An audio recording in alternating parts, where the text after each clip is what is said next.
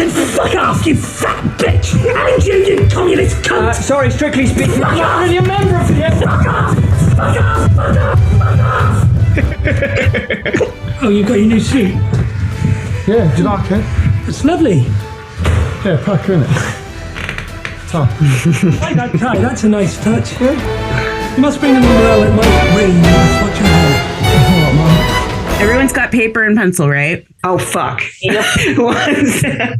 I'll be right back. The two flavors of ADHD, you with your 4 pages of notes and me like, oh, fuck, paper and pen. Okay, here we begin. Hello, everybody. Welcome to Our Flag Meets Fanfiction. I've taken over and completely ejected Carly from the picture.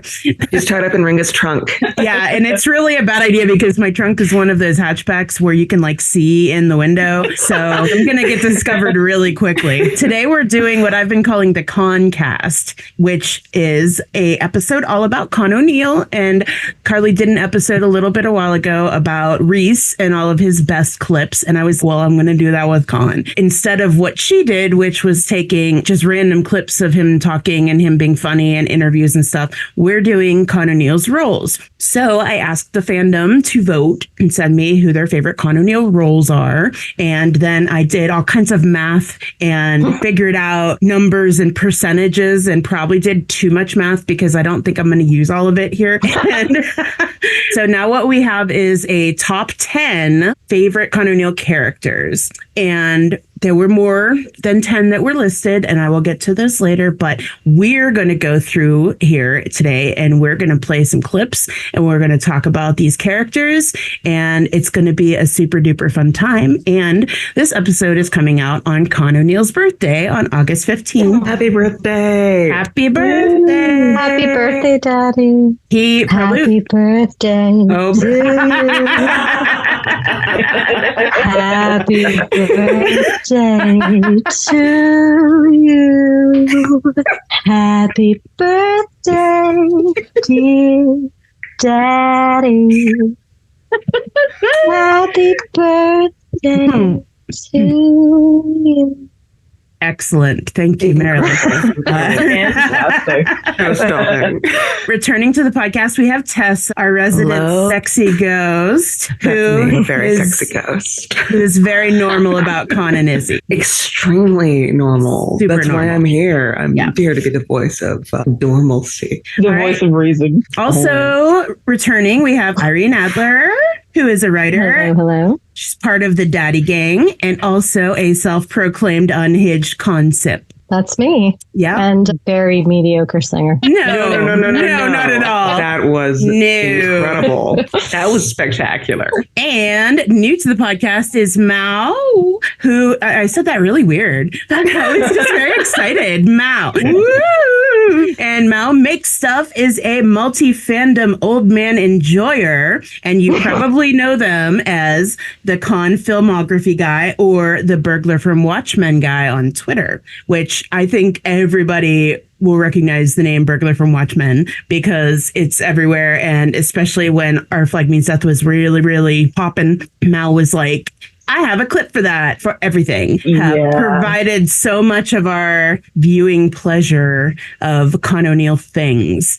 And we're eternally grateful. Very. As you can see, I enjoy Con the normal amount. Yeah, the normal amount for us. Definitely Yes. the normal amount. Normal I amount for enjoy us. Con O'Neill a non-prosecutable amount. Exactly. Yes, Exactly. yes. That's the best. That's the best one. And of course, me, Ringa Sun, all around fandom menace and con thirster. All right. A wonderful human being. So, I love you. oh, I love you. Oh, you're so cute. All right. So let's start off with fandom news real quick before we get into the con stuff. So Christian's We John Wednesday, he had a little video thing, which was supposed to be really short, but it ended up being an hour, but it was super It was fun. so cute. Very sweet. Mal, did you watch that?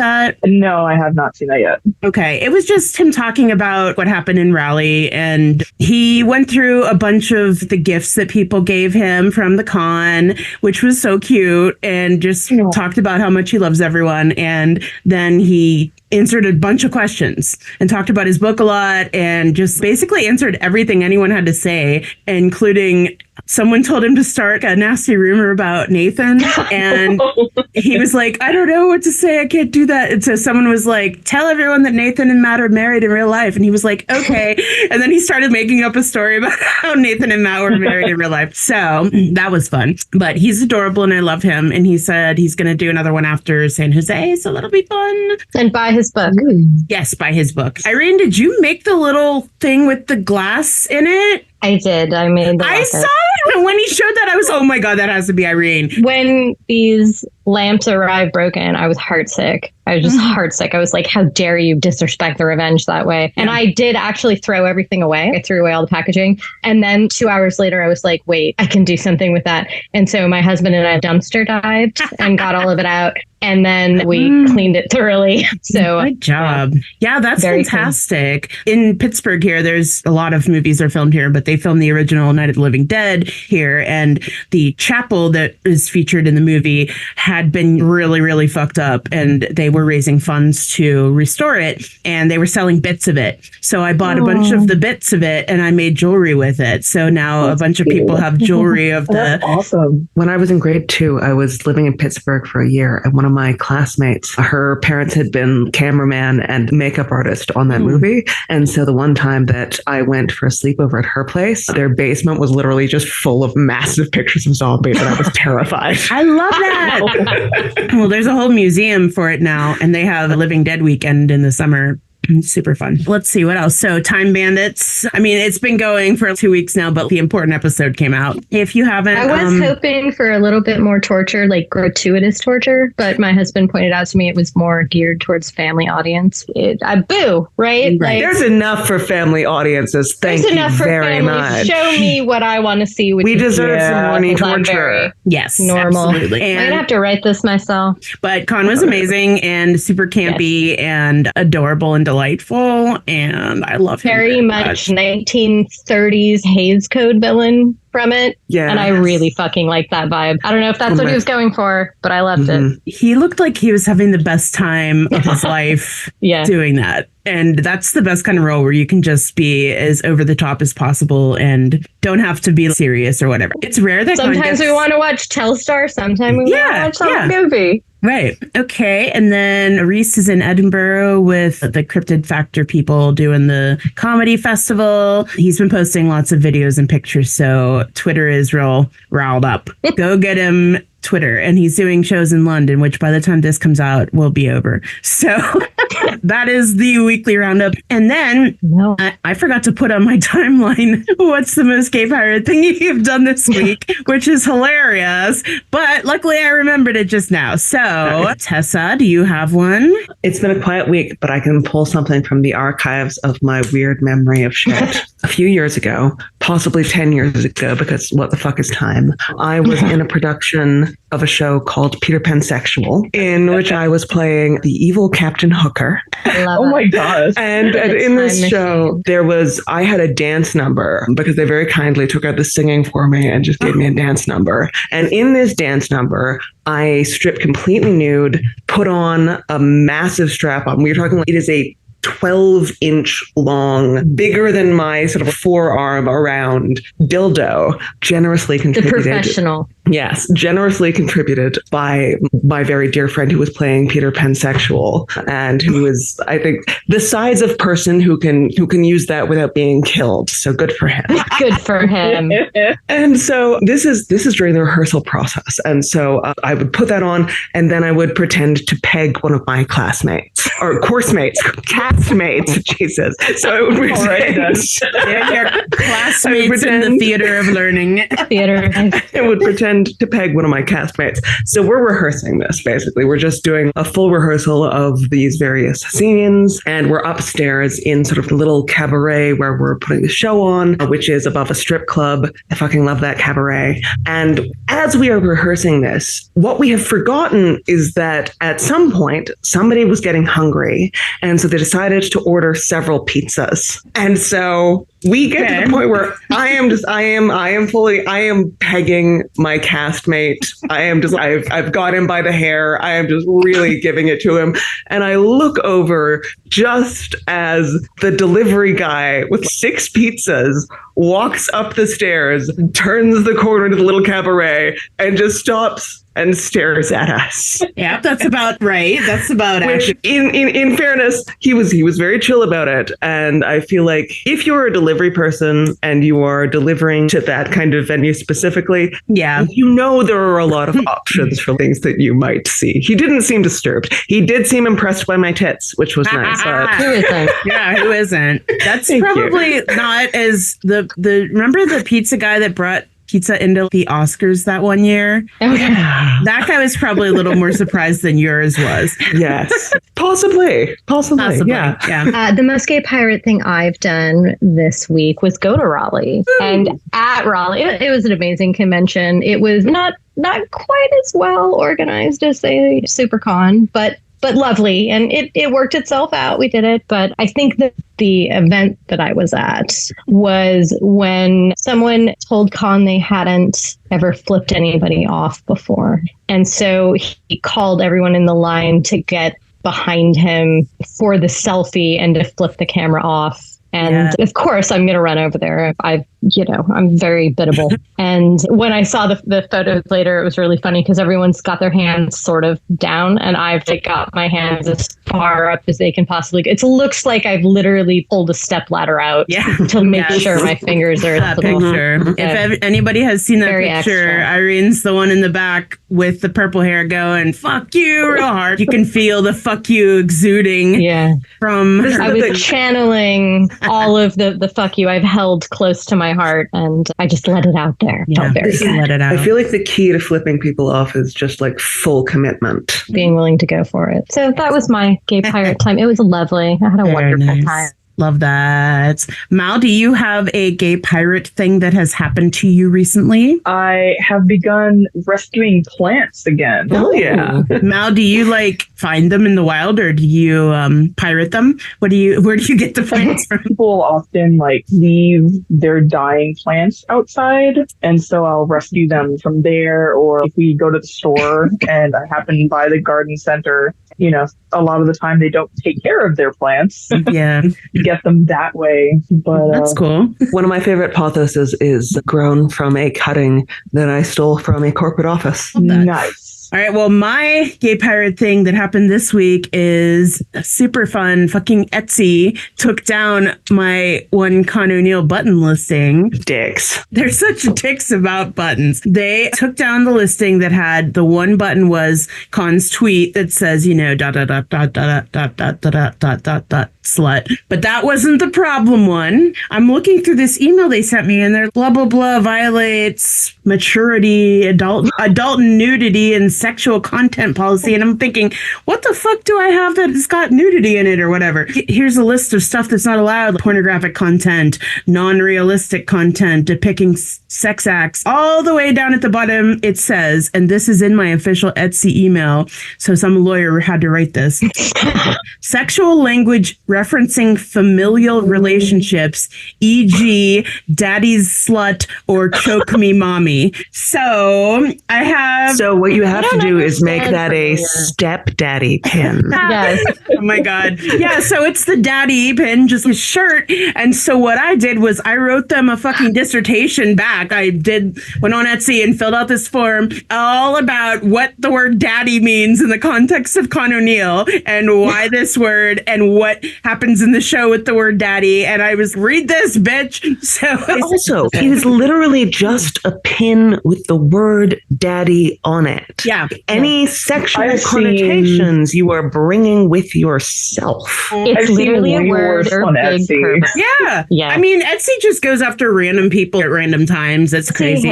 Etsy has recently changed their policy on adult products. So they've made it so leather and BDSM gear is going to be no allowed on there. Stupid. Which is so stupid. It's weird fucking sanitization of spaces like this where they want to make them sort of all ages friendly. And that means that even the hint of adult sexuality. Yeah. And I'm old enough to have gone to literal sticky sex stores, and I will if I have to, but I prefer to have keyword search because it will get what I want. So stupid. Like, Stupid. don't even get me So started stupid. on every company trying to make every space kid friendly. yeah. I could go on for hours. God, It's just so infuriating. it's so fucking stupid. Yeah. All right. Not kid friendly. Yeah. Yeah. So yeah, That's those little ones in bed. that's annoying, but it's funny anyhow. But all right, here we go. We're gonna get started with I call it the Con Ultimate Character Championship. Fuck yeah. Ooh. All right, so I've Woo. told you, yes, I asked the fandom to tell me their favorite con roles. I've tallied up the scores and I have the numbers. We're going to go through the top 10 fandom voted characters. I'll give a brief synopsis, play a clip from each one, and then we'll discuss them and rank the characters based on a set of criteria. At the end, we'll see if our numbers match the fandom's vote. And then we'll compare it to Con's list of his top 5 faves that he gave me for this podcast. So, as we know, Izzy was not a part of this. I wanted this to be non-Izzy, all his other roles, because we talk about Izzy all the time, especially on this podcast about our flagging Seth stuff. So we were just going to focus on his other work. For each one of these roles that we watch a clip from, we're going to score them based on 3 different criteria. So for each one, you're going to write down your 3 numbers of criteria, and then you'll add those numbers up and give me the total at the end of it. I don't want to know your individual scores for everything. Okay. Yeah. So Do a numeric right. one number. Yes. So that we don't have to spend the whole episode talking about numbers. You'll just give me one final total at the end. Everybody understand this? Yes. Cool. And Yes. what's the scale? Well, here I go. Ooh. All right. The scale is from 1 to 5. All right. And the 3 criteria we're judging on are acting swag, which is like line delivery, face acting, emotional sway. Okay. Scene presence, which is body movement, command of the room, etc. And thirst factor. Well, all the thirst factors are a 10, even though you asked us to score it on 5. And honestly, like the Thirst after acting swag anything. too. Correct. That's the thing. Okay. I'm just saying you have to, we're going to rate them all. And I did originally have daddiness on this, but I figured that can basically go in thirst factor. Thirst factor. That's a 10. Yeah. Okay. So yeah, for each of these, we'll write your score from 1 to 5. And when we're finishing each character, you'll add up your 3 numbers and give me the total. You don't have to tell me which rating for each thing individually. As we go along with each clip, I'll give some comments that the voters had on the roles. All these roles would be available in Maou's database, but I'll mention where each one is streaming at the time of this recording, which is August 2024. So if you're listening to this in the future, you might want to double check. Good luck. Yes. So a couple general comments I had when I posted my what is your favorite non-Izzy con character were, how many can we pick? How about the role he plays in my dreams? Fuck you trying to make me choose. And yes, which I think is how most of us feel about these things. So yeah, I'm going to read you a little synopsis of each thing. Number 10 is Terry from Bedrooms and Hallways, which you can watch this on Plex, Pluto TV, or Prime. And the synopsis is a lonely young gay man joins a self-help group after a friend urges him to improve his social life. There he meets an Irishman who has just come out of a long-term relationship, and they discover that the Irishman's ex-partner was the high school love of the lonely man. The 2 men soon find themselves drawn to one another. Some of these synopsises I found tell some interesting things that don't really have much to do with the plot. It's funny if you know. So here we're going to watch this first clip from Bedrooms and Hallways. I think Brendan's got something he wishes to share. Brendan? No, I had a really great time. Yeah, but aren't you going to share it with us, Brendan? Oh, that was it, Terry. That was my sharing. No, that was shit, Brendan. That was shit. You slept with Leo, didn't you? Did you enjoy that? It's got to do with you, anyway. Was he any good, Leo? I mean, did you let him fuck you or what? It just sounded like someone was being fucked. How dare you speak like that to them? Come on, then. No. Okay. That was the best Wild Man weekend ever. Bloody noses, that's excellent. Terry, would you like us to stop at a hospital to get it reset? No thanks. I'll do it myself. Go on, give each other a hug. No, I'm not ready for that, lad. Okay. I have a quote from an anonymous person says they voted for 3 of his roles around this or before this era and wrote, "I'm in my young Khan era. I want to eat him up." And I think a lot of people feel that way about young Khan. So I don't feel that way about young Khan. I saw this movie. You need him to be daddy. I need him to be daddy. I saw this the first time with my high school girlfriend on VHS. That's excellent. I love that very much. If anyone who's listening hasn't watched this movie, this is the movie that has the infamous sauna scene where he's just got it all hanging out. As one does in a sauna. In a sauna. He's just being realistic. He's just posing very Greek god-like. It's delicious. So what do people think about this movie or this role? I was kind of surprised this really made the top 10.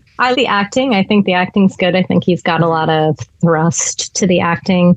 But personally, just with what that's a low thirst factor for me. Yeah. I find it very He's cute. baby. Oh, yeah, he's cute little shorts. He's baby. He's cute and baby, yes. Very cute. Little baby. shorts, yes. Little shorts and little leggies are out. I love And he them. gets It's caught great. on a bush, and that's super fun. But he's not in this movie all that much. But he's this one. He's not wearing a lot. So Correct. if that's your, He's not wearing- that's your jam. Got the This is sauna a good movie scene. for you. He does take his shirt off when they're in the woods. He shows Short off his leggies, yeah. And he's very funny in it. And he, in all the group scenes, I think he makes an impact for not being a main character or anything. He's memorable. Very good character. Yes. I mean, yeah, it's very silly. The whole thing of this movie is very silly. And Simon Callow, I love him, but he's very goofy in this movie too. So, okay, go ahead and write down your scores for acting and scene presence and thirst factor. 1 through 5. Oh, shit. Sorry, I did it out of 10. I fucked up. No, go back. Damn it. Divide by 2. You think way too much of me. Are we giving them 2 out loud? Give them to me, the total out loud. You can give them to whenever you're ready. So I'm giving you a 9 for Terry. Okay. Because I think the essence is very good, but I need a little bit more hair on the chest for me. Yes. All right. Maou? 11. Okay. I've come out to a 10. I'm sorry that I have the lowest score here. You don't I feel we're all very much within the same range. Yeah, mine's an 11 also. So yeah, we're all very close to each other. So I just think he does a lot of good scene stealing in this movie. So he gets good marks on that one from me. Yeah. Okay, number 9 is Michael from Scarborough Hoy, which everybody loves. Yeah. It says a boozy barmaid and her newly found gay friend quit London and hightail it to the northeast England on the lookout for sex and excitement in this multi-award winning film based on Tennessee Williams' short story 2 on a Party. This sensitive and finally very moving film both celebrates and challenges the usual relationship between the two characters. Where was yours from? The local mental hospital. No.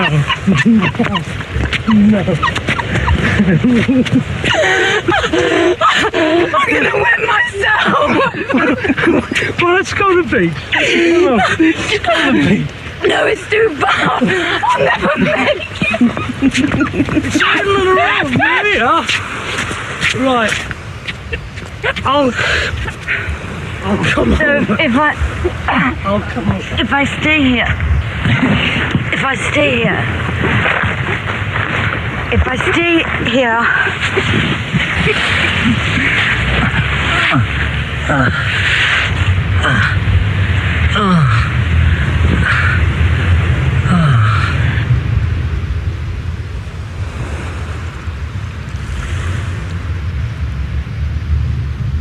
It's so nice. nights like this, I miss my boyfriend.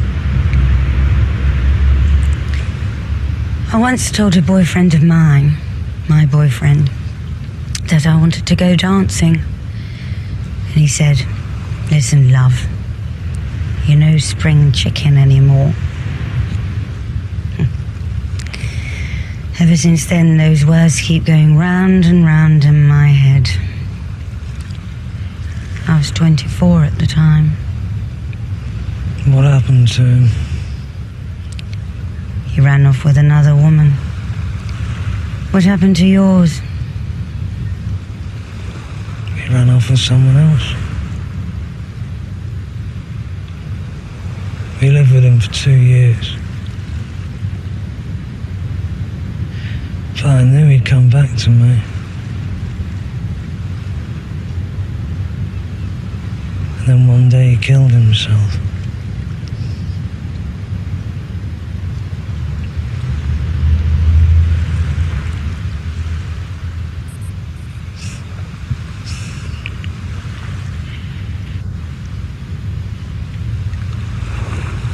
If a car comes now, we'll both be killed. Yes.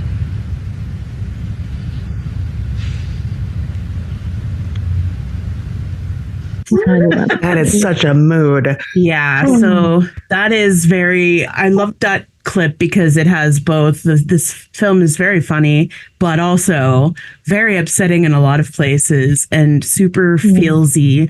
He's so good at being sad and crying. There's beautiful range in him because like there's a lot of humor and a lot of wit and a lot of mischief.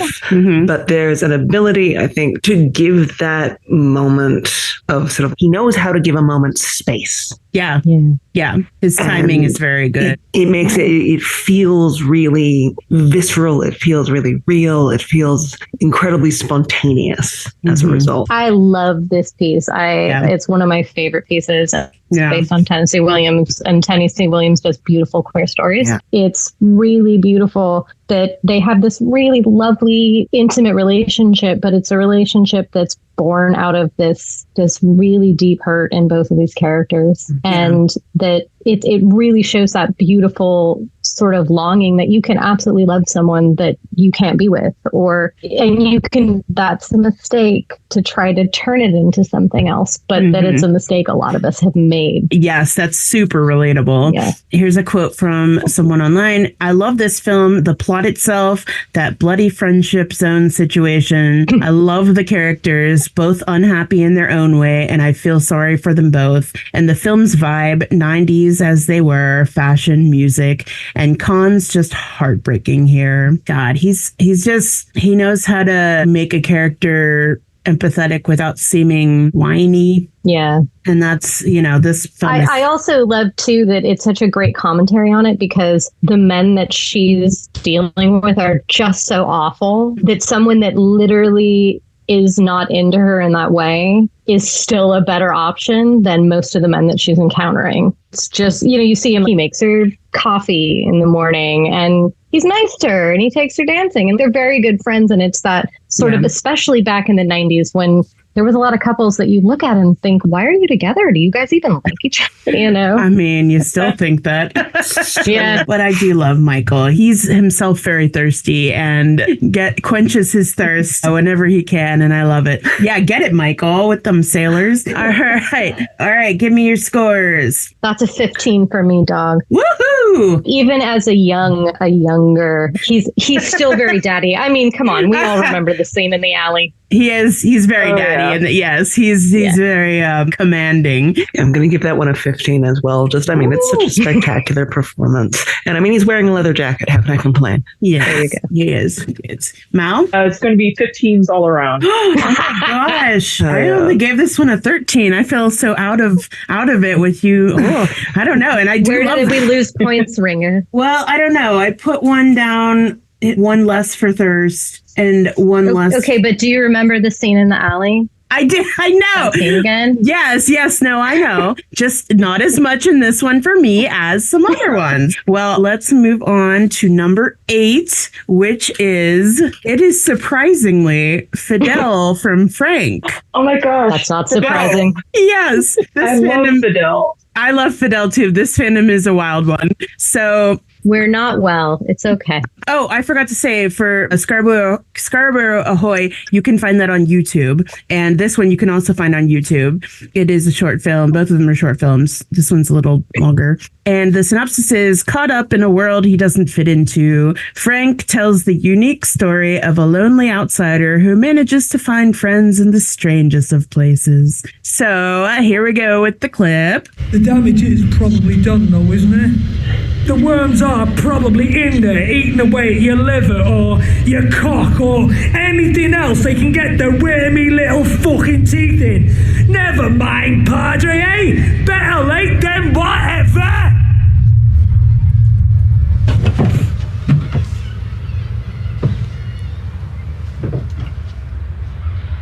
Are you always so...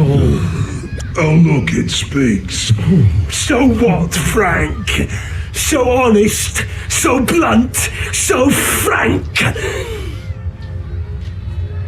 Frank. Sorry, Fidel. I need to go to the... Oh, Frank! Where the fuck is this shithole exactly? Are we in France? Oh, say we're in France. Please, Frank, say we're in fucking France. Yeah! We're in France!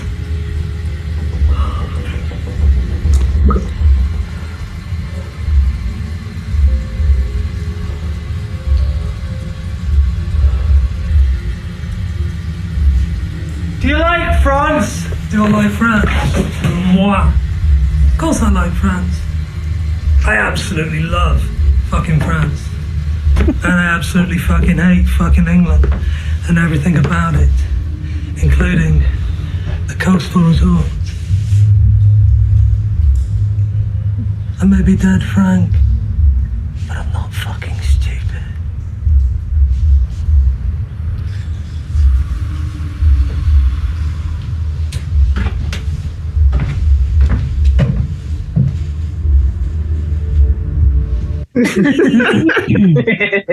It's so much fun. So if you're not familiar with this movie, he plays a dead thing. He plays dead. He plays dead. It's just very lively dead. Yes, it's quite interesting. If you've ever seen Khan from something where he looks like a clown on steroids from hell, that's probably it. He acts his ass off in this movie. And this is another one of those roles that I think was probably so fun for him because it demands you to be over the top, and how just amazing. I am still surprised it made it into the top 10, but he is very, very good in it. And talk about scene commanding. It's this thing where Han is usually like the shortest guy in the room, but makes it seem like he's the tallest guy in the room, you know? And he goes up to these tall guys and gets right up in their faces. And I just fucking love that. And I love that energy. He sure knows how to intimidate people. Yeah, he's very intimidating. I love that too, because it's such just the look of the character is such a weird, queer, freak fucker. And to look that way, I mean, people that aren't watching it, he's got that oatmeal on his face and he's sort of half rotting. There's a Joker element to it. Yeah, it's you've got weird Joker with an oatmeal mask on. The look for me. It's very chunky. There's a lot of texture. And there is a lot of chunk, white. Yes. but the sparkly eyelids managed to stay intact. And it did not skimp on the setting spray. And yet very, very weirdly hot. Yes. I think that's more the line delivery for me than anything else, but I'm just a huge freak. Yeah, that's fun. So I'm most attracted to voices, and that character is very growly and very in your face and very Look at me telling on myself. Yes. Yeah, I have a conniption because it's, oh my God, he's frightening, but oh my God, his voice is so hot. Oh my God, his eyes. Oh my gosh, he looks so frightening. The physicality is very hot too. You know, the way he sort of gets into the other guy's space. I mean, Backing him into a corner. Exactly. Yeah. I'm aware that that might not be hot to everyone, but it's fucking hot to me. Really fucking hot. Because you have excellent taste. Oh yeah. And I saw pictures from it before I watched the movie, so I kind of knew a little bit what I was expecting, but it's just a lot. There's a lot going on. And just a warning for anyone who might want to watch the movie, it has gore and weird shit and some gross stuff. If you have a weak stomach, oh no, just be careful. Some people do, Irene, okay? It's hot, but proceed with caution. Yes, proceed with caution. It's not fluffy. Yeah, it's not the usual kind of bodily fluids we're wanting to see from Con. Oh my. Yeah. So, all right. Give me your scores. That's a 15 for me as well. Ooh, look at you go. I've come out to a 12 only because physicality hot, voice very hot, face. Yeah. He's not giving face. And Maou? I can work with it. It's fine. Yeah. Blindfolds exist for a reason, okay? Exactly. So yeah, it's gonna be another 15 for me because I can look away. I can just listen. About it. All right. I can close my eyes. Jesus. I gave him an 11 for this because the scene presence and the acting and all that is on fucking par, but not my type. Not that, you know. You're not so into necrophilia. Not as much. It depends, but you know. All right. So moving right along, number 7 is Ralph from Criminal Justice, which you can watch on Roku or Tubi. And it says, at the end of an uncharacteristic drug and drink filled night out, 21-year-old Ben finds himself charged with murder and facing life imprisonment. Is this the first series that we have? Yeah, there hasn't been movies, right? So this is a 5-episode series and is about legal dramas. Here we go. Has the prosecution drawn attention to the bruises? Did the expert make a big deal of it? No. How tall's your client? 5'7" maybe. Build? I don't know. He's a skinny kid.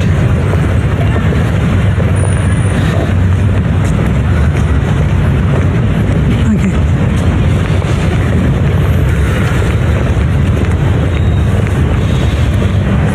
So, what are the chances of the judge allowing it in? This late in the day, 50-50 maybe. It's really good. Well, you'll need time to digest it.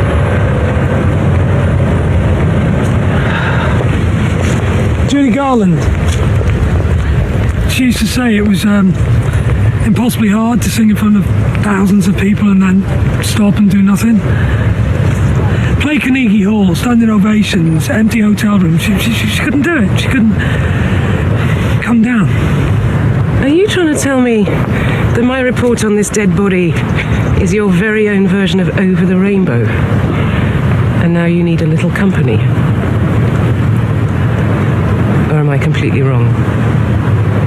Ooh. Wood. Yes. My. So read a comment from Ari, also known as Ari Chooses on Instagram. Hi, Ari. Yeah. Ari. Ralph Stone is hands down my favorite lawyer on screen. Because I am a lawyer, I appreciate so much the way he tells his client and his colleagues the unfurnished truth. When I hear him say to his client that he didn't want the truth because he needs to be flexible, I knew that I would love that character and also the actor and writer, who is the most real fictional lawyer I'd ever seen. I'm not a lawyer, but I've watched many on TV. And yes, Khan is always such a good actor in these ones where he plays this snarky little, kind of an asshole, but with a good heart. And I just love when he puts on those little glasses. That's really exciting for me.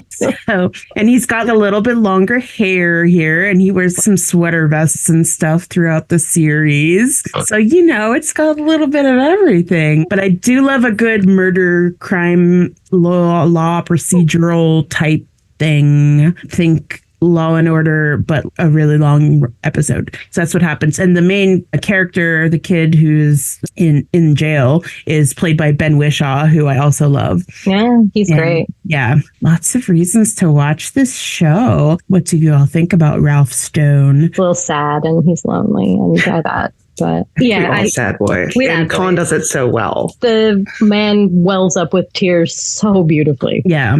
And he does, but in a way that manages not to be entirely pathetic, which is nice. Unless he needs it to be. Yes. And then, oh my God. I love the pathetic guy as well. But when he no, snibbles, I think it's a choice. Yeah. Right. It's a choice to snibble. It's one of many choices in his arsenal of sad boy. This character is very straightforward about things, and he works really hard to help his client. And there's one scene where he's following this girl around trying to get her to tell him some information, and he like goes into this library and he's like, oh, it's you, like I didn't see you. And she was like, are you following me? And he's like, yes. Like, it's so great. His line delivery is so fantastic. He does such a great job with taking a script and making it his. It's true. There's some actors that I've always really admired that take a script, and no matter the quality of the script, they're always going to bring it up. And he's one of those actors that when you give him great material, it's going to be jaw-dropping. Yes. And when you give him mediocre material, it's going to be better than the material. And that's just a really beautiful thing to watch. Yeah. I think he humanizes his characters so much. I've watched a lot of really shitty movies and stuff over the years for my favorite actors. And, Con is not exempt to that. He has been in some things that are questionable. But we love a question. We do love a questionable movie. We do. But he's fantastic. He is a solid actor. It's true. I've never seen a performance where I thought, wow, that he really phoned it in this time. Every performance he's doing a great job. Yeah. Oh, man. No, you're right.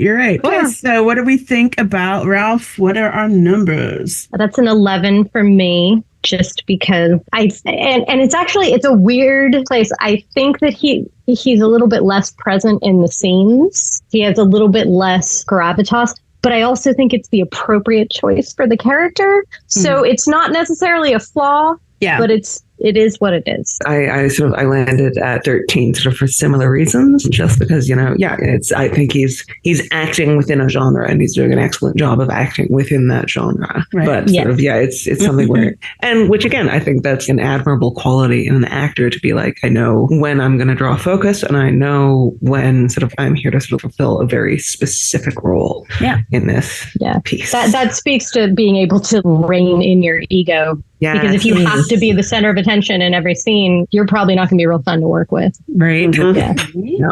Maou? And 11. I agree with everybody else. He's very mild in this role, but not to his detriment. It's a very good thing. Yeah. I was also an 11 for similar reasons. It's just, super duper, but not super duper duper. He doesn't back anybody into a corner. No. That is really missing from this, honestly. I mean, hopefully. Minimal growling. There's minimal growling in it. No shirtless scenes. The backing into a corner was happening behind the scenes after that scene that we just watched.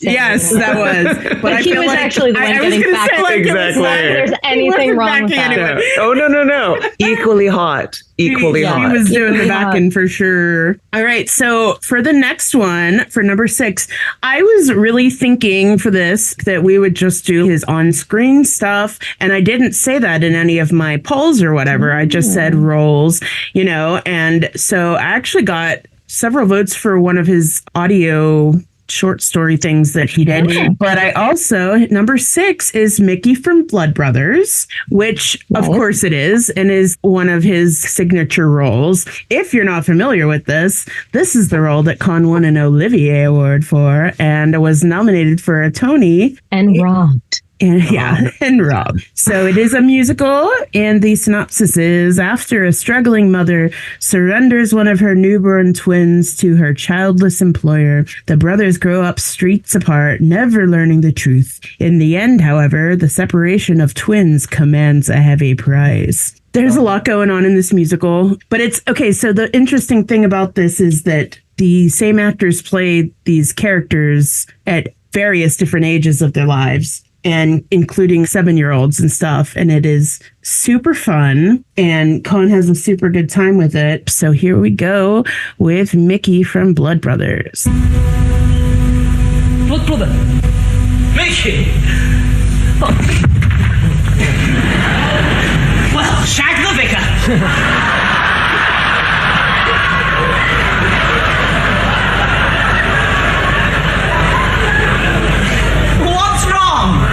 That sounds that funny swearing in that posh voice.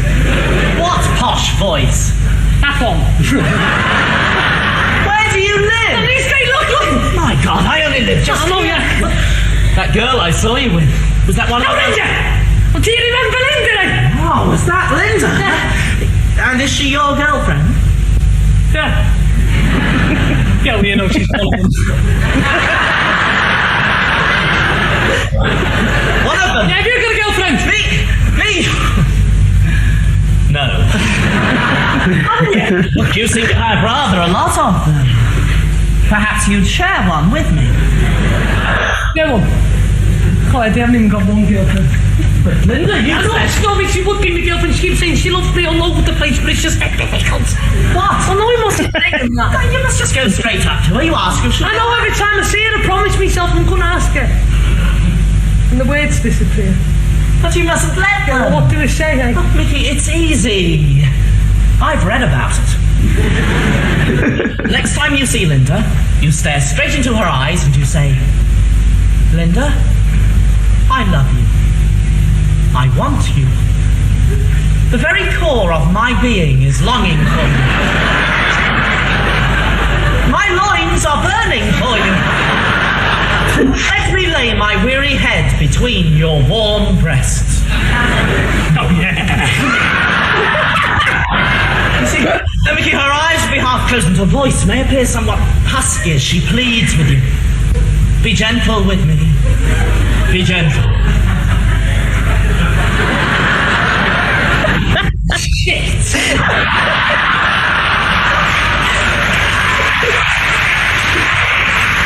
Yay. Adorable. I do love his comedic timing is flawless, and It's so good. God, I want to see him live in something because I want to see him in theater so bad. He's amazing, you know, on the screen and everything, but it's just something as a thespian myself. Yeah. So when someone loves doing theater, you can tell, and they just come alive on stage in a whole new way. And you can see that with Con. He's creating these eruptuous laughter from the crowd, just little things and the movement about the stage, and those two really work off each other very well, and hilarious. I love it. And of course he gets to sing because it's a musical, and we love that too.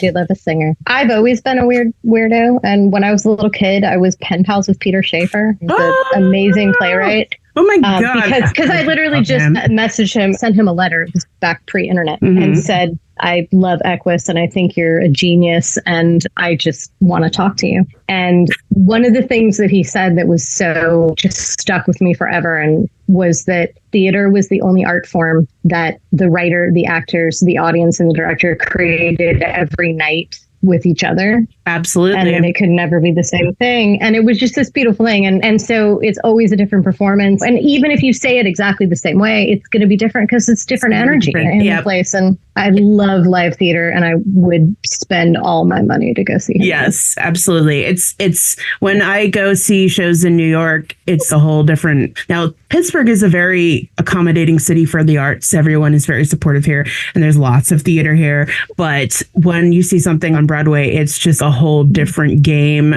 as far as audience reactions, and you just feel so alive in the moment with it, even being in the audience. But as a performer too, that absolutely feeds you and makes you want to really push it more and more and more. So when my friends have opening nights and stuff, they always invite me because I laugh loudly and constantly and I am not afraid to make noise. And so I will be sitting there laughing and you will hear me, and then they're, oh yeah, you get the audience going, and it's very helpful you feed off each other's energy. So yeah. So what I'm hearing is he should do something on stage, and we're going to show up and just absolutely whip that audience up. Yes.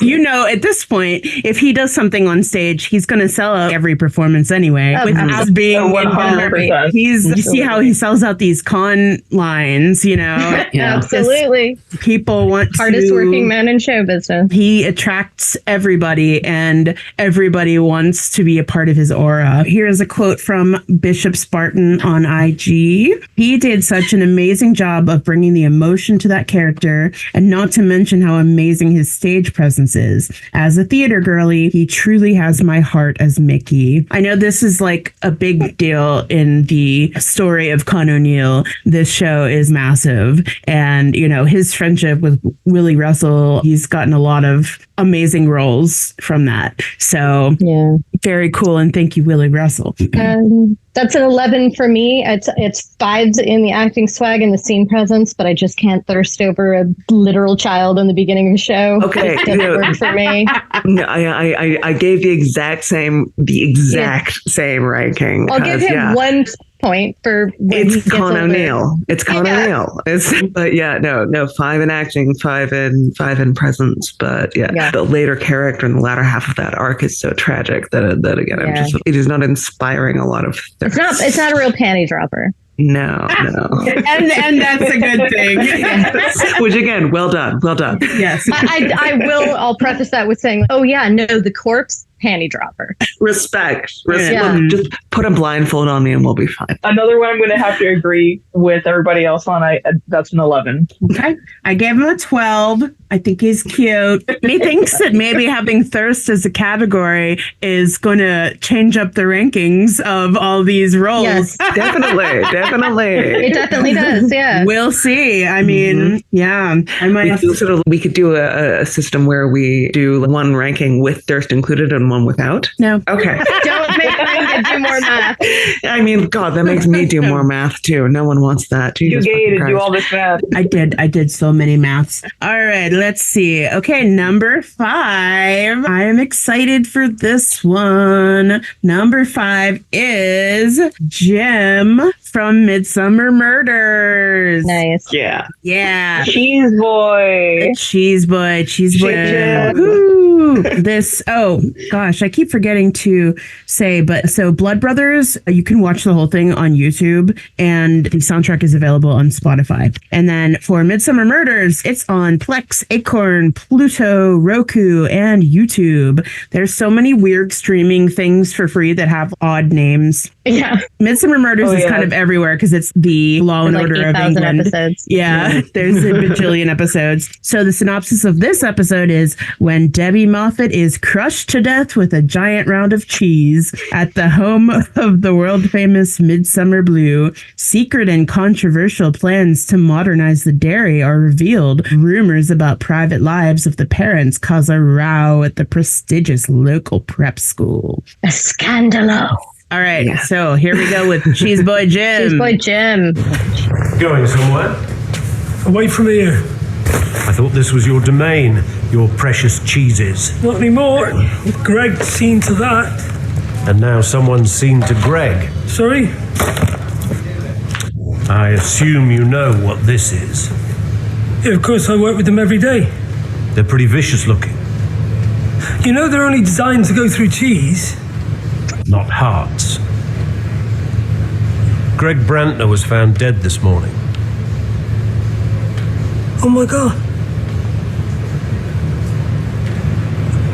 Well, I haven't been back to the dairy. I didn't know.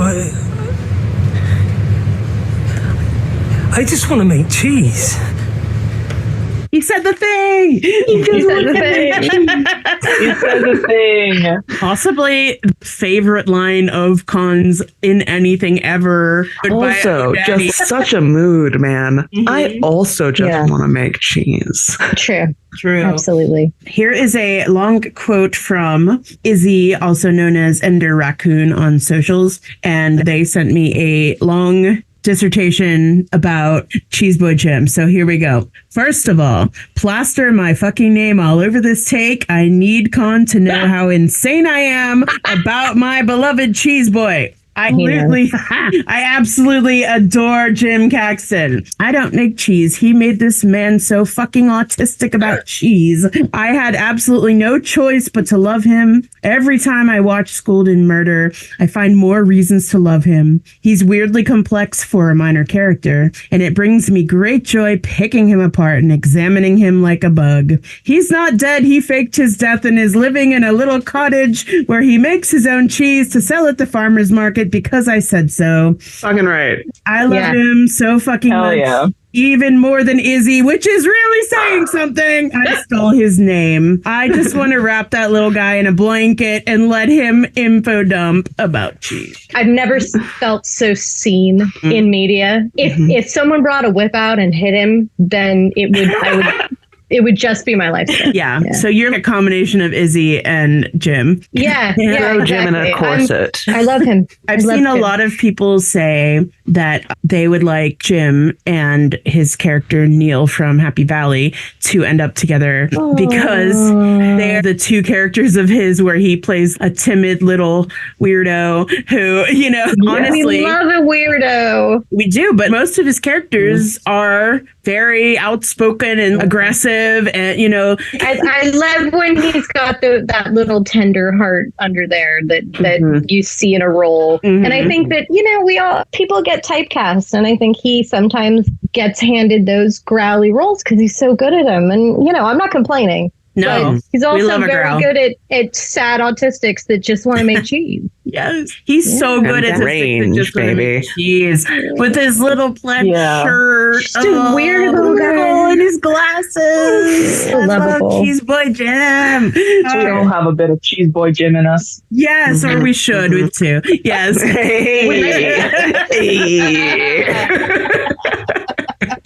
What are your scores? 15. That's woohoo. I feel like I should be able to cheat and make that a 16 because I love Michael and I love Fidel, but there's cheese on the line, and I think that sort of levels shit up. He might get a special consideration for cheese. We'll see. Does anyone have less than 15 for Cheese Boy Jim? Because I'll fight you. I'm also going with 15 because, is he a little weirdo? Yes. Would I ride him like a pony? Yes. Yes. Okay. Would I ride him like a Holstein? I think is more appropriate in this case. Okay, but he has a 14 from me because you're wrong. Rude. I docked him a point for scene presence in this one because he is this timid guy, and yes, he's, we pay attention to him and everything, but this is an intentional thing. His character is a little more subdued, but he's so cute. He's so cute. I just want to squeeze him. I actually have to agree with Ringa. He has a 14 for me. That's fine. Look, so Irene, more disappointed cheese in for you. us. More cheese for us. Yes. Cheese threesome right now. I'm in. Look, me, Jim, and a room full of fucking cheese. I'm not going to say that I have literally chosen which orgies to go to based on the strength of their cheese platters, but I haven't not That's done very that. important. No. Very important consideration. What are you going to do? Go in and it's nothing but fucking orange cheddar and Swiss? Yeah. Yeah. Do not fucking cube that stuff from the grocery store. I need you to go to a cheesemonger. I'm supposed to give my body to you, and you're trying to give me cold. Exactly. What the fuck? No, thank you. Fuck off, stranger. All right, moving on to number 4, which is Peter from Dancing Through the Dark, which is available on YouTube.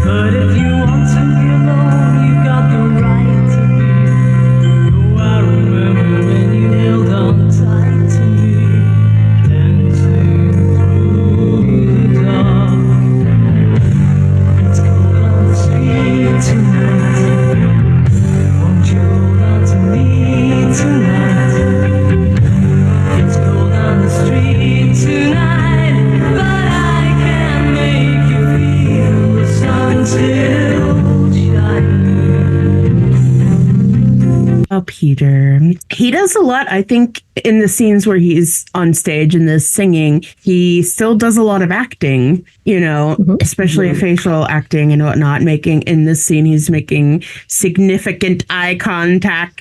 He's pining loudly to Only her. a very sweet little twig can do. Seriously. He's so cute though, with his little earring and his jacket and his woman boots.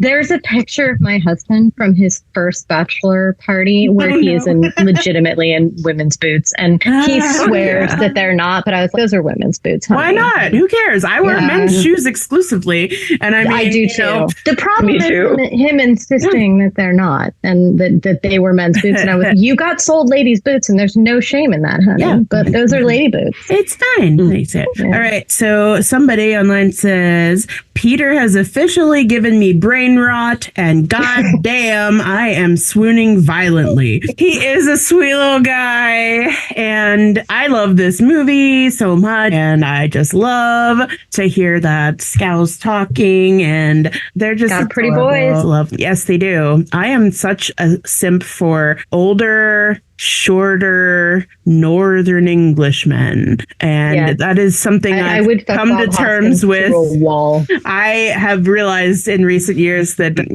every guy is Northern and short, and I love a short. I love a short hairy king. That's my Plus, it almost guarantees that they're a socialist, and listen, and they're going to be good in bed. It's required. It's a fact. Yeah. It's a fact. Yeah, those are mandatory elements, mandatory prerequisites to me fucking you. Yeah, are 100%. you a socialist? Are you good in bed? Let's go. Will you bring me cheese? Will you bring me cheese? Yes. Fantastic. Bonus points. So yeah, this is a fun story. This is a very 90s movie. Everyone was in leather jackets, and not all of them were in lady boots, but enough. The hot ones were. Enough. We had a lot of hair going on, and yes. But yeah, I love his little earring. It's super cute. Sweet. And he sings the songs himself, of course, and they're lovely. Beautiful. I mean, it was 1990, so I'm right in ways. Yes. I mean, it's not the 80s, but it is. 1990 is the 80s. I mean, it probably was shot. Yeah, that's true. Yeah, it was shot in the 80s. That's true. It came out in 1990. But honestly, you have to give a year on either direction for bleed through for style. Yes. Listen, the first 3 years of any given decade are just the previous decade. What is time? We don't. What is time, dude? Please, someone tell me. Yeah. No. Oh, did I read the synopsis of this? I don't think I did. I don't think you did. Tell us what we watched, Ringa. Tell us what you watch. Well, for anyone who doesn't know, a group of girls and local lads venture out for a night of pre-marriage stag and hen party celebrations. Ironically, both sexes end up partying at the same Liverpool disco Branskis. Linda, the bride-to-be, runs into her old boyfriend Peter on the eve of her wedding to her fiancé Dave. And I fucks her from stage. Yes. And she eye fucks him back very much. I mean, you'd have to. That's just polite. There's a lot of scenes in this movie that take place in bathrooms. Yeah. Just a fact. Just an interesting tidbit. A lot of bathrooms. Behind the scenes that weren't expecting. I feel like this is something that happens when you're a writer. You write a script, and all of a sudden you're going through it and you're like, why did I put everything in the fucking bathroom or the kitchen or the hall?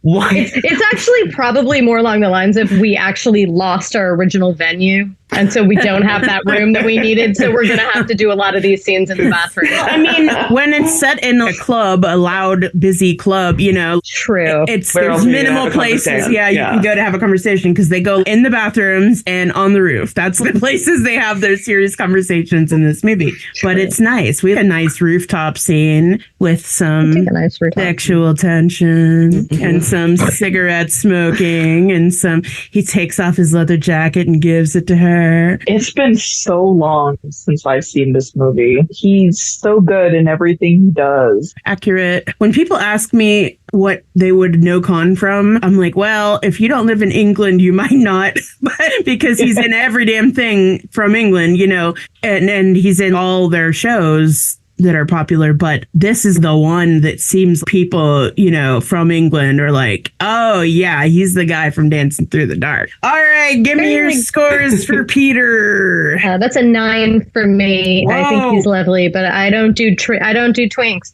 He is very sweet, cute little twink, and that's not my type. Okay. Yeah. Beautiful No. singer. I gave him a 10 for similar reasons. He's lovely, but he's a baby. I want to sit him down and make him some tea. Yes. Well, his score can be improved by bringing me cheese. I also gave him a 10.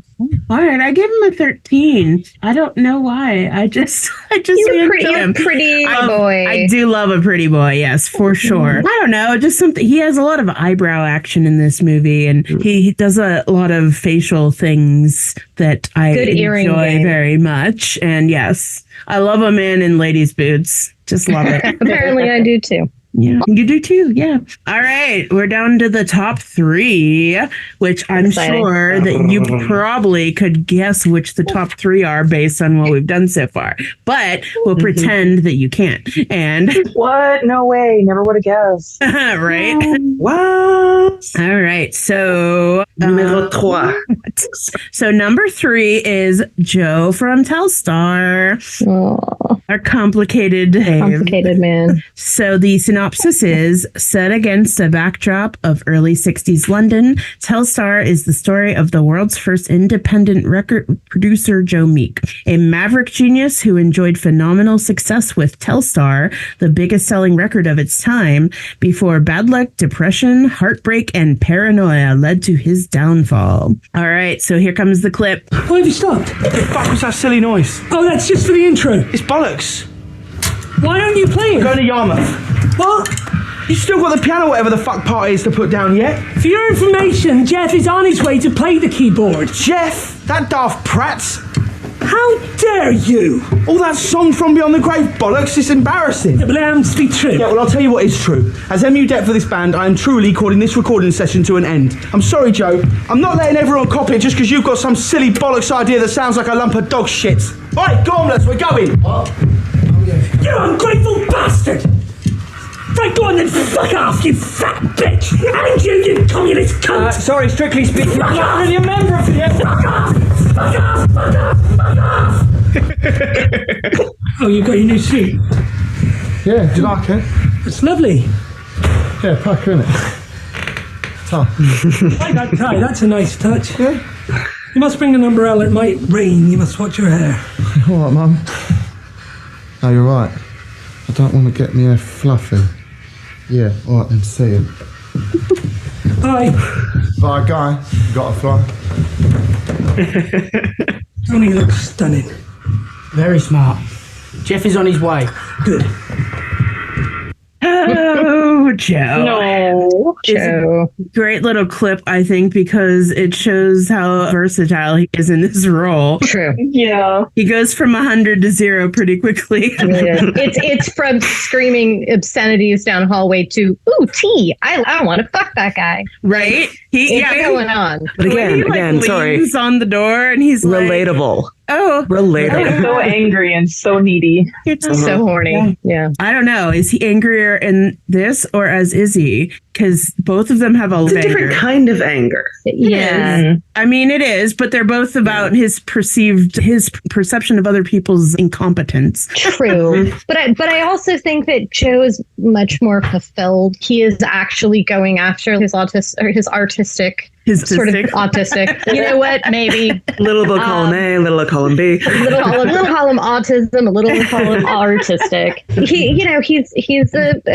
real Joe Meek was an absolute pioneer of music. And there's so many things that we have today that would never have occurred without him. And at the same, but he lives in this world that is not friendly to who he is as a person. And I think that is going to build up anger, and it might not be it might not come out in where you'd expect it to. You know what I mean? He picks where he's angry. I remember in the scene where he's in the police station, he's crying.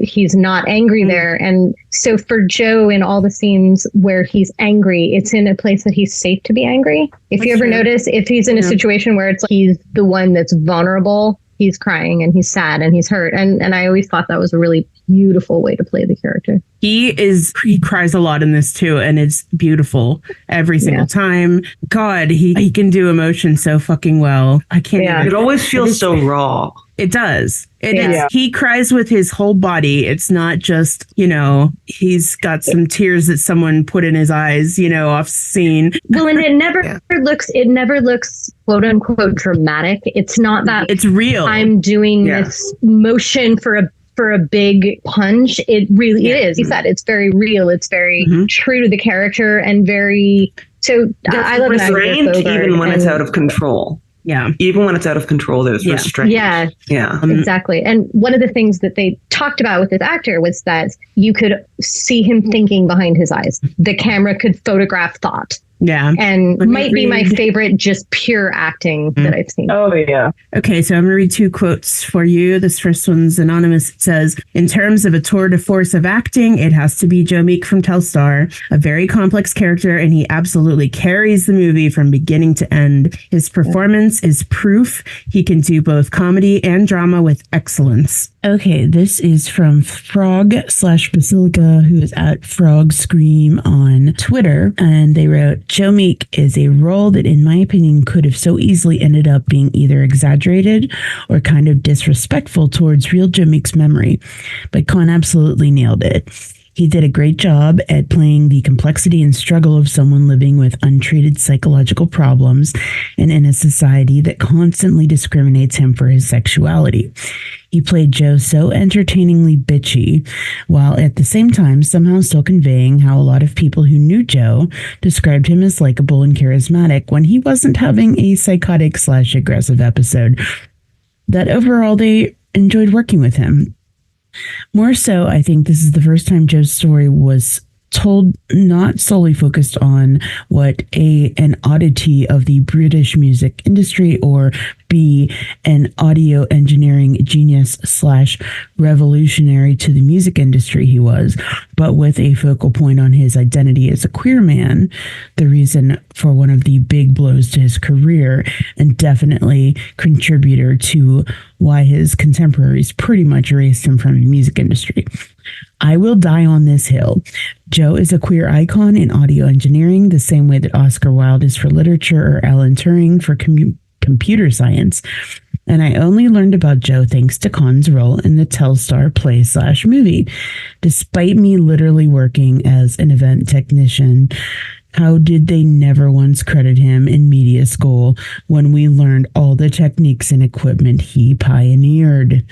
I got absolutely fascinated by Joe, and having read up on him, I think considering all historical unclarity and artistic freedoms the movie takes, Con's performance absolutely does Joe justice, because the overall feeling it leaves you with after just 2 short hours encapsulates so much of the beauty and tragedy and complexity that you see when you start researching about the actual Joe Meek. Fun fact for the podcast audience, Joe Meek sneaked the very first openly queer reference into British music with "Do You Come Here Often?"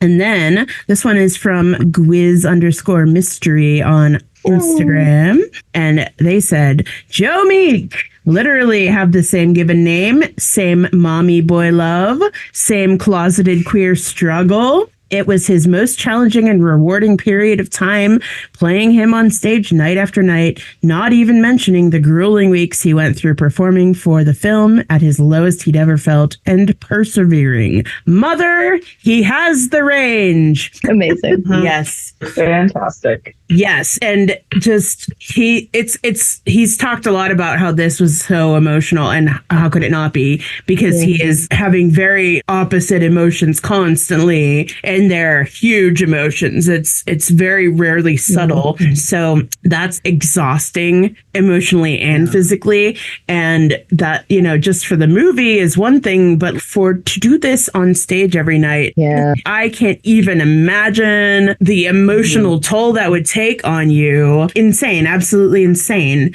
that he could every night he'd run a fucking marathon. He's just so talented. He is. Really, it's incredible. And this one is one of the ones I always recommend first to people, because I say, warning, there's a lot of shit going on here, and it's very upsetting if you can handle It's that. upsetting on a lot of levels too. I mean, if you're a queer person, it's going to tug on you in some places that are really uncomfortable and really going to make you sad. And and I think that's part of why a lot of us connect to it. But he does have his shirt off a little bit here, and stunning titties in this stunning, incredible. Yes, just the titty game. The is jiggle, so the jiggle, beautiful, and the belly. He's got the belly in this too. We love the belly. Yeah, we do love the belly. Love the belly. Yes, he's very Rubenesque, medieval portrait looking. One of my favorite moments in if you aren't sure if Khan is a good actor, all you have to do is the scene where he's singing and he's singing off key, because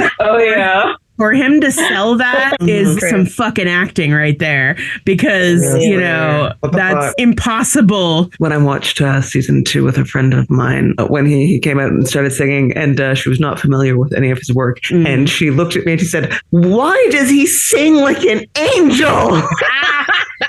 Because he can. People often sing differently than they speak, but I don't know, probably because of how his voice is. I think people expect something totally different than his. You're expecting a bass, and it's this beautiful, clear tenor that's just gorgeous. Yeah. So lovely. Very lyrical. Amazing. That's a voice that was made for musical theater. Yes. Such a sweet voice. Yes. Yeah. Get this man back on a stage. Get him back on stage. We will give you so much money. So much money. I don't even have money, but I'll give you some. Literally, I'll quit my job, and my new job is just seeing that show. You must score him. I will tell you, this is my first 15. This is a 14 for me, and it's just because he gives bottom energy.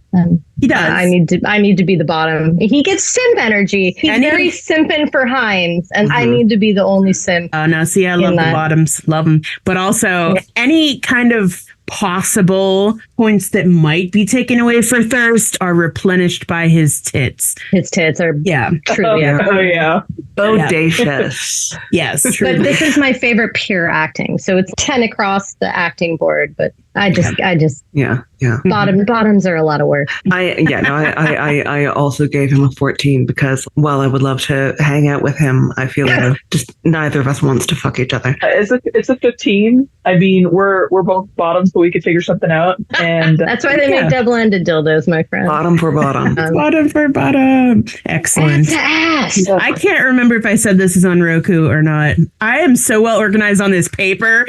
No, you got it. Comes my mouth. Special interest, Ringa. All right, number 2. Woo! All right, you guys probably know which 2 are the number 2. What order are they in? That's the question. That's the question. I bet you can probably I have my guess. suspicions. You can probably guess. All right. I know who number 1 is. Number 2. Wouldn't it be funny if the number 1 is not at all who you think at all? Completely right. Yeah. The number 1 is Sheriff of Nottingham. Yeah. It's him from One Summer. It's that one character no one's heard of. Number 1. So good. Okay. Number 2. It's the stepdad and that creepy one. Listen. Oh my God. Okay. Yes. No, I'm sorry, but that does it for me. It doesn't me. It does for these freaks. Yes. But in general. Yes. When he says I'm old enough to be your dad, it's you are. All right. Number 2 is Cliff. Cliff from Cucumber, which is available on Freevee, Peacock, and Prime. All right, let's see here. So the synopsis I found is, after causing a man to commit suicide over a misunderstanding and receiving a proposal from his long-term boyfriend, sexually repressed Henry has a breakdown and leaves home to move in with work colleague Dean and love interest Freddie, both half his own age. Meanwhile, his ex Lance finds new love with Daniel. Modern life for gay men in the city of Manchester by the mind behind Queer as Folk writer Russell T Davies. So that's also an interesting synopsis. Yeah. It's not wrong. There's just a lot going on, but here we go. I'm not going home. I said to Lance, I'm not ready. It's just dinner. He's booked that Saisons at the Ramsay, do you know it? Christ, I want to fuck that, Freddie. I know. I mean, bending over and fuck that arse all night long. Can you imagine his face when he comes? Should you be drinking? Oh, it's just the one. Oh, you got it so right, Henry. Leave your boring boyfriend for that hot, fit Motherfucker, it's inspired. It's not like that, not really. I'm not sleeping with him. Oh, I know you're not. He's only 24. It'd be ridiculous. Not for me. Right. Time to go. Where you parked, I'll walk you there. Cliff. Oh, man. Yeah. Oh, my God. Okay, so here's a couple quotes. I'm fully convinced Russell cast Con as Cliff because he didn't need to act, just show up on set and be himself. And we have, I adore that horny devil Cliff. Nice. Cliff is my favorite character. And yeah, I asked Con to name my car and he named it Cliff. And it's so perfect. And then I realized after the fact that my car is kind of a dark eggplant color, which is fantastic because I want Russell to make another series in this, called Eggplant that's about Cliff. And I've been to him. I've pitched that to Russell many, many times on Instagram, and he always likes it. If you can find a potato character, you could make a Moussaka trilogy. Well, it's already a trilogy because we have cucumber, banana, and tofu so far. And then, eggplant is the natural next step, and of course that's Cliff. That's like less moussaka. It could be a moussaka with a dessert. There, yes. A nice fried banana split. Or a mango banana lassi or something like that. Yeah. Okay. I put tofu in my smoothies. So. Oh, there you go. I mean, tofu can go in the moussaka. It can, absolutely. I'm a vegetarian, so I make a really beautiful vegetarian moussaka. And I make a pine nut tofu cream for it. Ooh. Yes, I already asked you to marry me. Cliff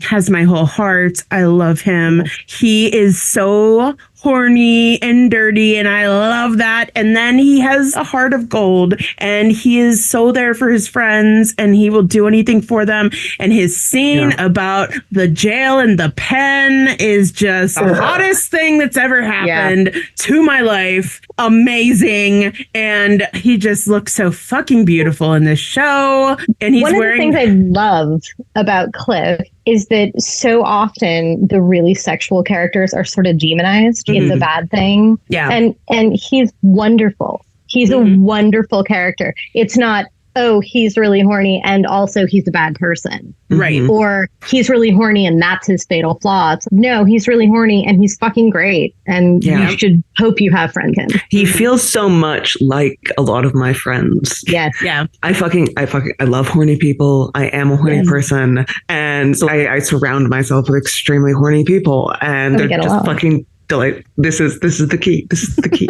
But also character. Yes. But and then he goes and he gets, Harry's job back. That line about it's not our job to prove that assault happened or discrimination happened. It's your job to prove that homophobia doesn't exist. Good luck with that.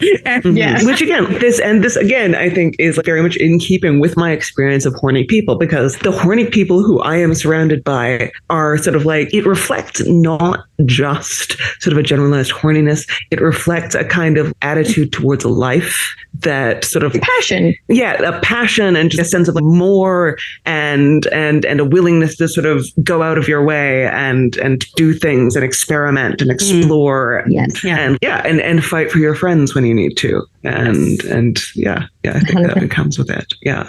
And which is the theme of the show that I just finished writing that I want to make. Oh, exciting. I will say this role is frustrating in that it is a sex scene where he doesn't take off his top at all. Bullshit. Or that is bullshit. Nor do you see his butt, and come on.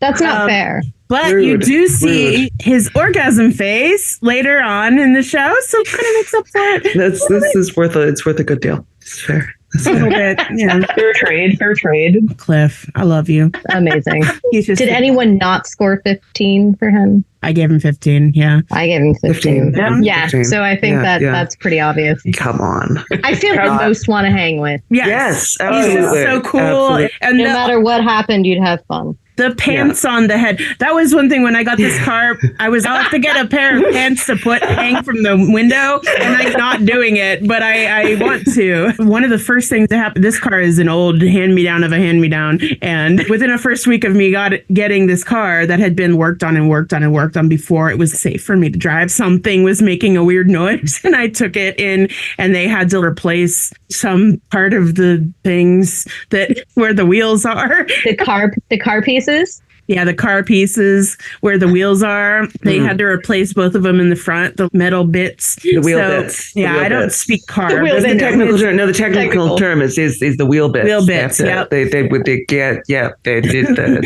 wheel. So they had to replace those, and our friend Yanni goes, "Oh, now it has titanium hips." And I would point out that I have been inside Cliff. Oh yes, you have. So has Tessa. See, we've all, we've just not Maou though. Maou, we're gonna get you out of Texas one day. Get you up inside that. We're gonna steal you.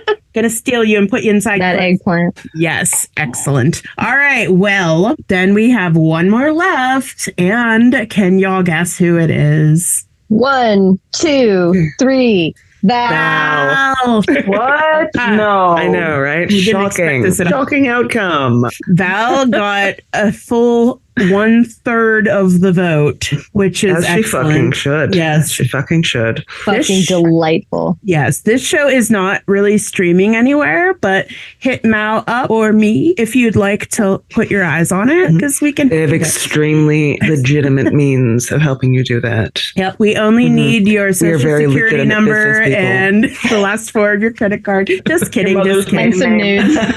The elementary you went to. Your pet. Yep. Street you were born on. Name. That's it. It's a good way to find out. All right. The synopsis is myself. An amateur musician of stunted emotional growth is reluctant to take care of his young nephew.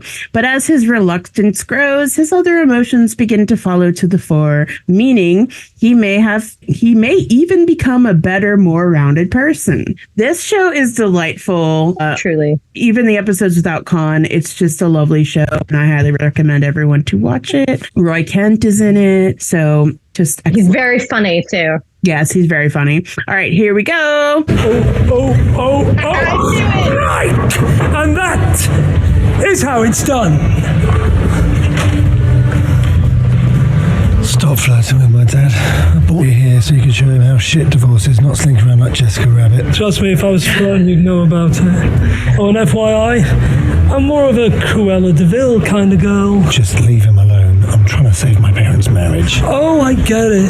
It's the guy in heels who's always a homewrecker. That's not what... If you want to see flirting, I'll show you flirting. Who wants to knuckle in, Nupple? I've got 2 right here. I knew that was the clip. I mean, so many beautiful. There's I have to change myself for anybody. Right. It had to be the slippery and we just got the nipples. same Slippery nipple. Yeah. Yes.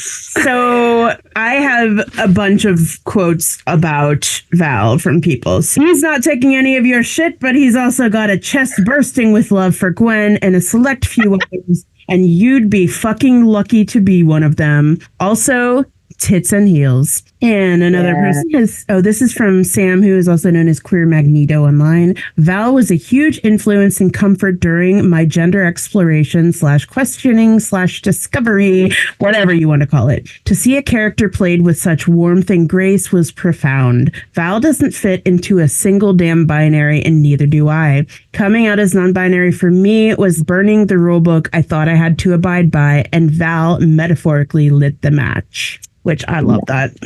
And then we have OMG. She is an icon and so beautiful, and one of the few con roles that didn't emotionally devastate me. And finally, Val is unapologetically herself. She supports sex workers. She's protective and fierce and loving, and she looks so good in every fabulous outfit she wears, which is so accurate. Val we as a fandom and Con 2 has used she, he, and they pronouns for Val, depending on what's going on. So I think that people have asked Con if Val's genderqueer, gender fluid, or whatever, and I think it's pretty flexible. So that's where that falls. But Val, I love her. And yes, she's all this. She's funny. It's a funny character, but also is very sincerely moving and protective. And that whole scene with the "I refuse to change who I am" is just incredibly touching, and what a sweet moment. And we get more pretty crying, and it's just lovely. And oh my God, can he wear a dress? There's a scene, if you haven't watched, where he climbs out a window. He climbs onto a chair and out a window wearing giant ass heels. Yes, impressive. Yes. Hello. Relatable. I would fall down the second I looked at those heels. No, you just need practice. I can sprint with those motherfuckers. That's what someone tweeted him about that once and said, oh, you climbed out this window in heels, and he was years of dance training. So all in the calves. I asked him what Val's tattoo says, because it's hard to see it in the one scene that you can see it, which is the goth Susie Sue look with the the punk. Yeah. So, and it's kind of covered, but it's there. And I asked him what it says. I said, "Do you remember what it says?" And he said, "Yes, it says rock and roll over." And he said he came up with that, and he's so proud of it. It's a great fucking line. So yeah, I told that to Dolly. Well, Dorian and Dolly were both trying to come up with pixel by pixel. And so normal. Because, Dorian does the art and everything and does the cosplay. And Dolly was making Con a Val doll. So her Val doll that she gave him has the accurate tattoo on. Yes. But I said, this was before I did all the maths, but I said, I think Val's going to win by a landslide. Mm-hmm. And is there anything about Val that, you might want to add that hasn't been talked about before? And he said, probably the most uncomfortable I've ever been, ... Spanx. Amazing. And I said, I feel your pain. And then I said, well, the more uncomfortable thing would have been if they'd made you shave your chest. Thank God they didn't do that. And he said, it was talked about. I didn't want to, because the guy Val is based on was Harry. And I said, all right, well, thank God, because that's it would have been a tragedy. My other hairy-chested fave, Mark Ruffalo, has said he had to shave his chest for something once, and he said it itched him for a month. Don't get rid of that. That's and just to the normalization of that. Mm-hmm. All right, let's talk about Val and how she's our fave. Everything. I love Val. The character is so special because I look, and it's never a joke. Never the butt of anybody's joke. Yeah. That often the person that has it more figured out than anybody in the room. Yeah. And is willing to help anyone else figure it out too. And I just look and I think if I had known a person like that when I was a young person, I just think how much easier my life would have been earlier. And I think that that's one of the powers of media, is that you see these characters and, it's a bit parasocial, but you form these relationships with your characters that you care about. And I think that's a really good, important character for young people to see. Absolutely. Yeah. And Con is always very demanding about these kind of characters of his not being comedy. Val's character is funny. Izzy, in drag had some funny moments, but it wasn't, you were laughing at him, because they're never the butt of the joke. They're never the butt of the joke. They're in on the joke. Him in piece of work where the character that he was playing was treated with cruelty in a way that was played off as comedy. Right. And so I think one of the things that we see throughout his performances, but I think especially in Val, and I think some of the performances that we feel particularly strongly about, is the kind of compassion that he has for these characters, which I think is such an important part of portraying these characters in a way that is human and humane. Yeah, and I think we can really see that here, and that's sort of like you've got to have a lot of so rich empathy. Yeah, and that empathy towards the character. That's you said compassion and stuff. It makes the character more real, and it makes people that relate to that character understand that that's a way that they can also be treated, that they don't have to, You're not relying on stereotypes. You're not playing sort of a broad and sort of gestural figure, which I think is very possible sometimes. Yeah, it's not a caricature. Instead, it's I think he creates a person, and it feels like he's really thought about it. He really understands the person's motivations, because it's very, very rare to find somebody who goes out and is like, I'm going to be a villain, or I'm going to be, people are people, and people have reasons for the things they do and reasons for the ways that they react. When I watch him in a role, I feel that. Even if I don't know exactly what is behind it, I have that impression of a whole, rich human being. Yeah, you see that he's done the work. It's not, the work isn't showing up and doing, your 14-hour shoot. Yeah. That's work, but most of the work is done on your own with a notepad and by yourself, or with the people that are creating the work, and going over with them and saying, is it this, is it that, and puzzling it out. That's the real work, and he shows up for that work. Yeah, absolutely. Yeah. It's never just a flat character. He always brings his genuine self to each role that he plays. And it just makes everything just so good. Yeah, it's lovely to watch him. So what is everyone's favorite Val outfit? I know that's tough. I love her in the fringe jacket. Oh yeah, call back to Peter. Yes. I know, it's really, I love the goth outfit. I really love that long white dress thing. I don't know, she did with the hair down. That's the other thing, is the hairstyles. A different wig for everything, and it's beautiful. I want that. Fuck. Khan wears fine dress as well. And his legs are gorgeous. Gorgeous. Always. Yes. I love the one we saw in the clip, because she's got her titties out, and it's just, but also too, it's not extra femme. It is a very non-binary look, because you've got this hairy chest, but you've got the makeup, and you've got sort of this, middle of the road hair, and at the same time, absolutely beautiful, just gorgeous, just stunning. And you know what it is? It's because she looks happy. Yeah. And I love that. Irene read my mind, because that's like exactly what I was going to say. Yeah, it's so good. She looks, and the one with the little headscarf and the overalls. God, yes, like the Rosie the Riveter look. Yes, so beautiful and everything. All right. Well, is anybody's score not a 15 for Val? We did that. Yeah, and it's going to be 6. So, okay. Well, before I give the winners, I would to do the list of honorable mentions. These had votes, but not enough. So we have Ian from Pie in the Sky.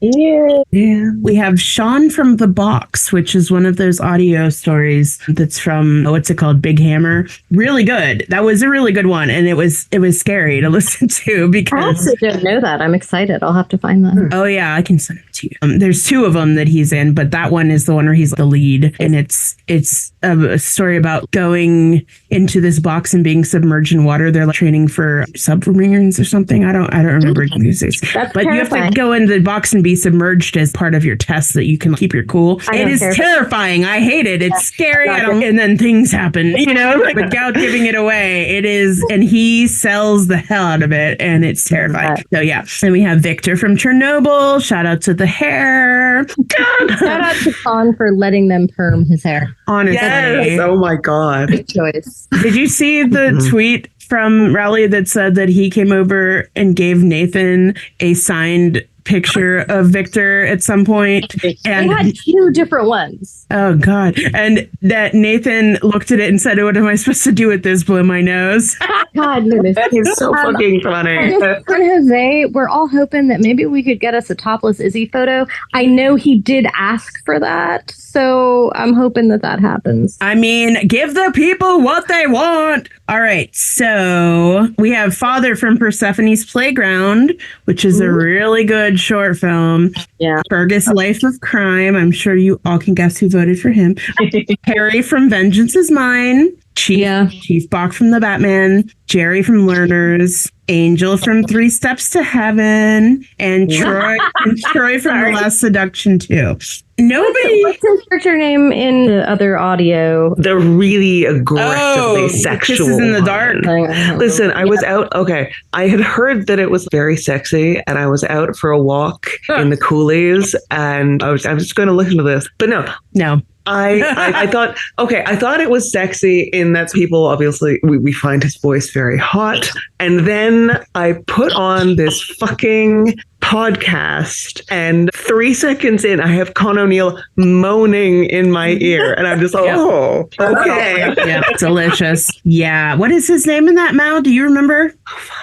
Oh, I'm trying to pull it out. I don't remember. It's something pretty normal, but I don't remember. I love that though. It's been a while since I should do a re-listen. I was listening to that at night in the dark as I was driving my Grubhub orders, and it was just lovely to have it on surround sound in my car. I also think we need to give an honorable mention to his video game work for Tissue. Oh, yeah, that absolutely. Supercut of all of him moaning about blood. Well, see, this is what we need to do another episode for other roles, because there's definitely things that I want to talk about, but we put that on over my car speakers, and I nearly drove my car into a tree. I was walking in the coulees. I could have stepped on a rattlesnake at any moment. Yeah. No, this is fun.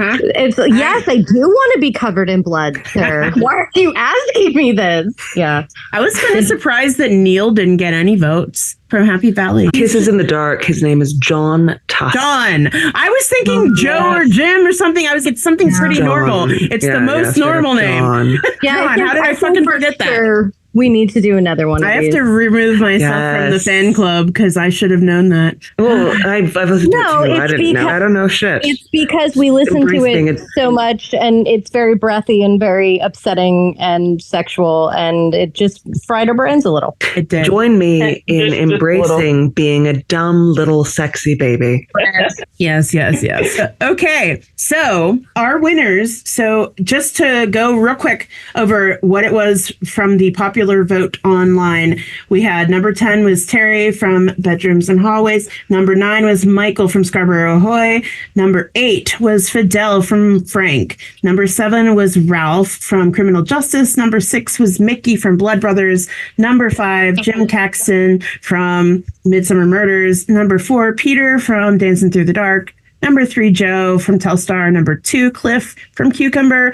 And number 1, Val from Uncle. Now, our numbers, including Thirst Factor, have changed things up a little bit, but not so much. Not so much. With 41 points, we have Terry from Bedrooms and Hallways. With 42 points, we have Peter from Dancing Through the Dark. 45 points, Mickey from Blood Brothers. 46 points, Ralph from Criminal Justice. And our top 3-ish, because several of them are tied. Number 3 with 53 points is Fidel. You horny bastards. Put Fidel in the top 3. I love that you're, hey, what giant freaks could we get for this podcast that would be, the corpse. That's the one. Yeah. Number 2 with 58 points is a 3-way tie for Joe from Telstar, Jim from Midsummer Murders, and Michael from Scarborough Ahoy.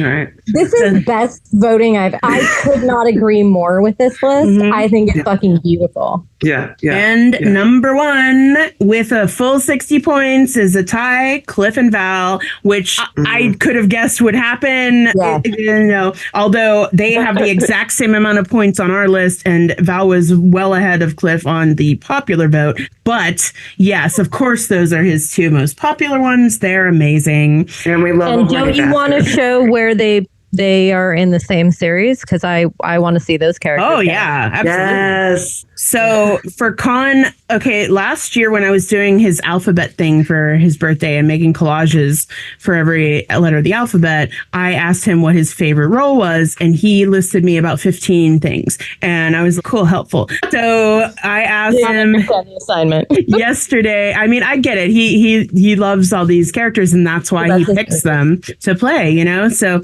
yesterday I was like, I'm going to ask you again for a favorite character or a top 3.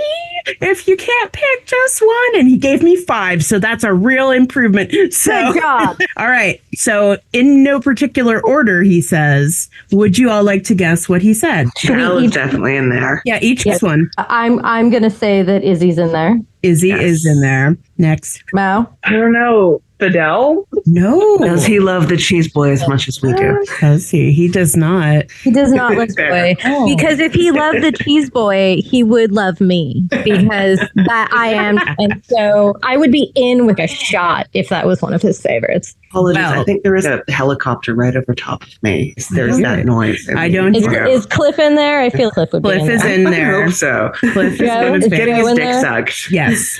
Yeah. Yes. So Izzy, I feel the 5 he picked are the 5 that have been the most significant and impactful in his career. Yeah. Which is Mickey and Blood Brothers, Izzy Hands, Joe Meek and Telstar, Cliff and Cucumber, and then he said, of course, Val fucking rocks. Aww. And then he fucking rock. And then he said, and many others. Amazing. So, does anybody have any fic recs based on any of Khan's other roles? It's okay if you don't. I do not. I have 2 short ones I'll tell you about real quick. One of them is called where'd it go? Yep.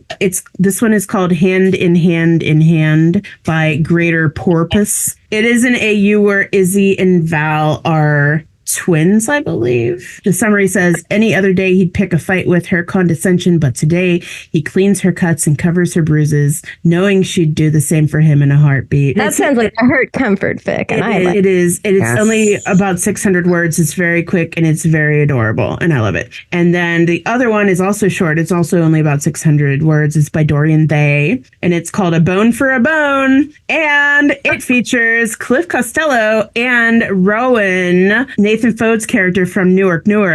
Amazing. Yes. And it is as expected set in a bowling alley. And so it's amazing, hilarious, very funny, very quick. So we will rec those 2. Yes. And then the only other thing is, where can we find you? What are you working on? Tessa! You can't find me unless I'm haunting you because I'm a very sexy ghost. Very sexy ghost. Very nice. Irene? You can find me mostly on Instagram, but also on Threads and Twitter under the same name, _Irene_Adler. And I just finished a pilot script that I am absolutely head over heels in love with, and I'm going to be doing the rewrites of that over and over again until I make that happen. Yeah, you get it. You show it who's boss. Yeah. Maou, what are you working on? Where can we find you? You can find me on Twitter at Con_O'Neillstan and also on Discord. And I'm currently working on a whole bunch of new filmographies for a whole bunch of different actors. Oh, nice. So, Exciting. That's very exciting. So more content coming soon. Yeah, we love that. All right. Well, I'm Ringa. You can find me Ringa-sun, RINGSUNN, on everything. I'm the same name. And I don't know what I'm working on, but right now I'm working on making stuff for my upcoming convention, Still CityCon. But by the time this comes out, that will be over. So I hope you came and saw me. Be working on the next episode where we do this again, because this has been the most fun of any of these. It has been super fun. I had a great time. Yeah. So definitely that is something I'll be working on, is more of this between Omegaverse and Con. We've got Omegaverse Part 3 coming up. Yes. I'm having the best time. So Can I be on that one? Yes. You want to meet Dr. Omegaverse? Fuck yeah. Yeah. Yeah, you do. Yeah, I do. Dirty little Omega. Thank you, Carly, for creating this podcast and for letting we love you, like us play with it. Go let her out of your trunk, Ringa, or at least give her some water. Oh my God, I forgot about her in there. Oh, yeah, I better go give her some air. Uh-oh. It's really fucking hot today. Holes in the trunk in there? No, it was raining. Come on. All right. Well, thank you all so much for being on my first hosted podcast thingy. You're amazing, Ringa. Thank you for I have to do. If you want to prove to people that Our Flag Means Death still is a thing that people like and want to see more of. You should follow Our Flag Means Fanfiction, all one word, on Instagram, and they post memes and updates about episodes and all kinds of fandom news and stuff, and it's very delightful. So go follow that and listen to all our other episodes. Thank you. Bye-bye.